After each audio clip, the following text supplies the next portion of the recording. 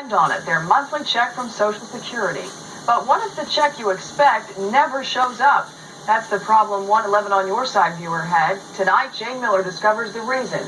And as you'll see, it came as quite a shock to the recipient. Helen Knight Griffin is a paraplegic, the victim of a traffic accident 3 years ago. For 2 years, she received disability benefits until finding a full-time job last fall. Then the check stopped. But Helen never received all the benefits she had been entitled to before she resumed employment. In February, I got a letter stating that I was still owed back payments that I didn't know anything about.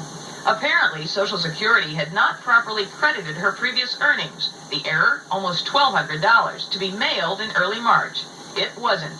When she called to find out why, she was promised someone would look into it.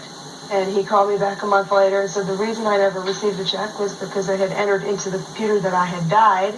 Apparently, when Helen started her new job, someone at Social Security changed her computer file to say not that she was no longer working, but that she was no longer living.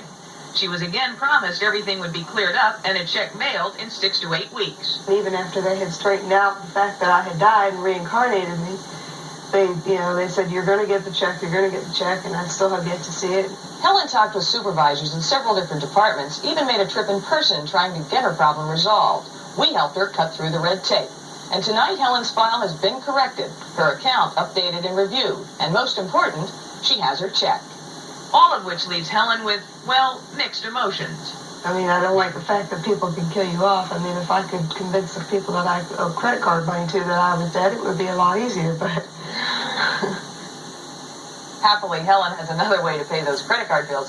She continues to work full-time in customer relations for the Howard County Cable Company and is no longer receiving disability. Liz? Jane, sounds like she had to make an awful lot of phone calls. Is there anything she could have done differently? Well, this was a very unusual situation in that they had her listed as dead when in fact she was alive. But one piece of advice we always have for people in dealing with a very large bureaucracy such as Social Security, always write down the name of the case number or the case worker when you call with a complaint or a question about your own case. Always write down that name, and then when you call back, ask for the same name. That's your contact person, and always be dealing with that person. And do it from the beginning. Absolutely. Okay, absolutely. Thanks very much, Jane.